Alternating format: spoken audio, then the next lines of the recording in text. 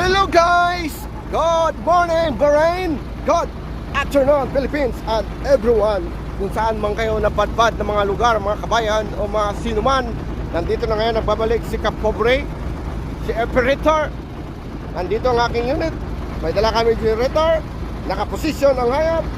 So, dali ko kayo guys kung saan ang aming papalitan ng generator kasi sira na yung isa. So ngayon, mga problema kami dahil may cable sa taas. So, kailangan namin ng electrician para tanggalin.